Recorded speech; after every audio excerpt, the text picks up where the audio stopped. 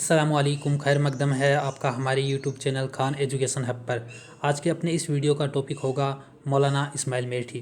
مولانا اسماعیل میٹھی جن کا لقب ہے بچوں کا شاعر۔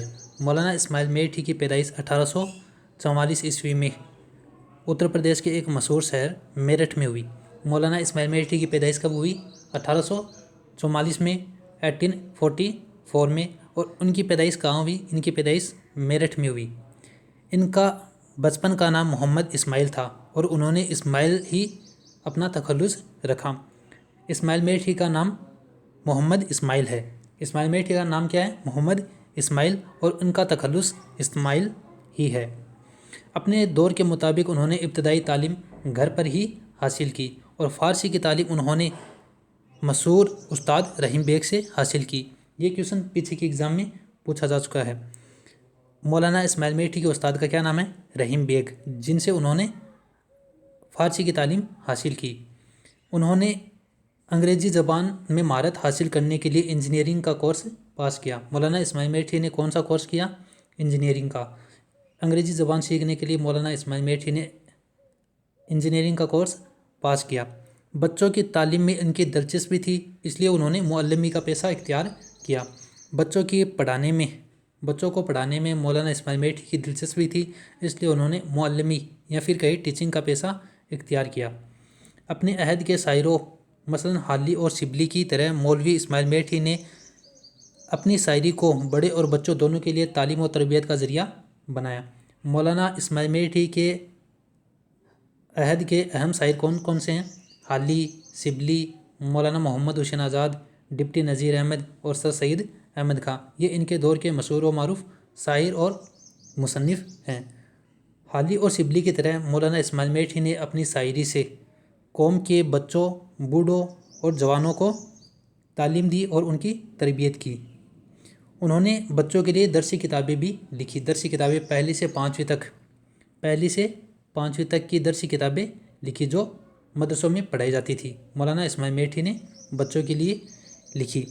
انہوں نے سادہ اور سلیس زبان میں اردو سکھانے کے ساتھ ساتھ کتابوں میں اخلاقی موضوعات کو اس خوبی سے شامل کیا کہ پڑھنے والے کی تعلیم کے ساتھ ساتھ تربیت کے زیور سے بھی آراستہ ہو سکے۔ مولانا اسماعیل میٹھی کی تصنیف سے نہ صرف تعلیم حاصل ہوتی ہے بلکہ تربیت بھی ہوتی ہے۔ اسماعیل میٹھی نے اپنی نظمیں لکھی ہیں جو صرف بچوں کے لیے ہیں۔ اسماعیل میٹھی نے کچھ ایسی نظمیں لکھی ہیں جو صرف بچوں کے لیے ہیں، اس لیے ان کو بچوں کا شاعر کہا جاتا ہے۔ اسماعیل میٹھی کو بچوں کا شاعر کہا جاتا ہے۔ بچوں کا شاعر کون ہے؟ اسماعیل میٹھی۔ ان کا کلام کلیات اسماعیل کے نام سے شائع ہو چکا ہے۔ اسماعیل میٹھی کا کلام کلیات اسماعیل کے نام سے شائع ہو چکا ہے۔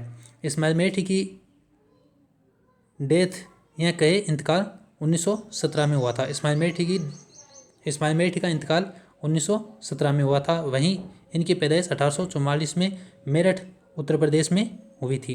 یہ تھا مولانا اسماعیل میٹھی کا ایک سامانیہ سا جیون پریچے۔ اب ان کی ایک نظم ہے، ایک پودا اور ایک گھاس۔ سب سے پہلے تو یہ کہ یہ پودا اور گھاس ایک نظم ہے۔ کیسی نظم ہے؟ یہ ایک ڈرامائی نظم ہے۔ کون سی نظم ہے؟ ڈرامائی نظم ہے، جس میں ایک پودے اور گھاس کی آپس میں گفتگو بتا کر یہ بتانے کی کوشش کی ہے کہ جو لوگ انسانوں کو زیادہ فائدہ پہنچاتے ہیں لوگ انہی کی عزت کرتے ہیں۔ ہم سرسری نظر سے اس کو ایک بار پڑھ لیتے ہیں۔ اتفاقاً ایک پودا اور ایک گھاس باغ میں دونوں کھڑے ہیں پاس پاس۔ گھاس کہتی ہے کہ اے میرے رفیق، کیا انوکھا اس جہاں کا ہے طریق، ہے ہماری اور تمہاری ایک ذات، ایک قدرت سے ہے دونوں کی حیات، مٹی اور پانی، ہوا اور روشنی، واسطے دونوں کی یکساں ہے بنی، تجھ پہ یہ لیکن ہے عنایت کی نظر، پھینک دیتے ہیں مجھ کو جڑ سے کھود کر، کون دیتا ہے مجھے یاں پھیلنے، کھا گیا گھوڑے گدھے یا بیل نے، تجھ پہ منہ ڈالے جو کوئی جانور، اس کی لی جاتی ہے ڈنڈے سے خبر، چاہتے ہیں تجھ کو سب کرتے ہیں پیار، کچھ پتہ اس کا بتا اے دوست دار، اس سے پودے نے کہا یوں سر ہلا، گھاس سب بے جا ہے یہ تیرا گلا، مجھ میں اور تجھ میں نہیں کچھ بھی تمیز، صرف سایہ اور میوہ ہے عزیز، فائدہ ایک روز مجھ سے پائیں گے سائے میں بیٹھیں گے اور پھل کھائیں گے، ہے یہاں عزت کا صحرا اس کے سر، جس سے پہنچے نفع سب کو بیشتر۔ اس میں پودے اور گھاس کی بات چیت سے یہ ثابت کیا ہے کہ لوگ انہی کی عزت کرتے ہیں جو سب کو زیادہ فائدہ پہنچاتا ہے۔ اب ہم اس سبق میں آئے کچھ معنی اور ان کے الفاظ اور ان کے معنی دیکھ لیتے ہیں۔ اتفاقاً، اتفاقاً کا معنی ہوتا ہے اتفاق سے، بغیر ارادے کے، اچانک اتفاقاً۔ رفیق کہتے ہیں ساتھی کو، دوست کو، حبیب کو، فرینڈ کو، ان کو رفیق کہتے ہیں۔ طریق، طریق جس کا طریقہ ہوتا ہے۔ حیات، حیات ہوتا ہے زندگی۔ یکساں یعنی ایک جیسا، ہم شکل، ایک جیسا، ویسا ہی، اسے یکساں کہتے ہیں۔ عنایت کا معنی ہوتا ہے مہربانی، یہ ایک امپورٹنٹ لفظ اور معنی ہے عنایت، عنایت کا ہوتا ہے مہربانی۔ دوست دار، دوست رکھنے والا۔ بیجا، غلط۔ گلا، شکایت۔ تمیز، فرق۔ عزیز، پیارا۔ نفع، فائدہ۔ بیشتر، زیادہ تر یا اکثر، اسے بیشتر کہتے ہیں۔ یہ کچھ الفاظ اور ان کے معنی ہیں۔ اب غور کرنے کی بات یہ ہے کہ ایک جو پودا اور گھاس ہے یہ ایک ڈرامائی نظم ہے۔ یہ سوال یہاں سے بن سکتا ہے، پودا اور ایک گھاس کیسی نظم ہے؟ تو اس میں آپشن مل سکتے ہیں، ڈرامائی نظم ہے، معرہ نظم ہے، آزاد نظم ہے، یا نثری نظم ہے۔ اس طرح سے کوئی بھی سوال بن سکتا ہے۔ پودا اور ایک گھاس ایک ڈرامائی نظم ہے۔ شاعر نے گھاس اور پودے کو کردار بنا کر اس کی گفتگو کو پیش کیا ہے، اسی کو ڈرامائیت کہتے ہیں۔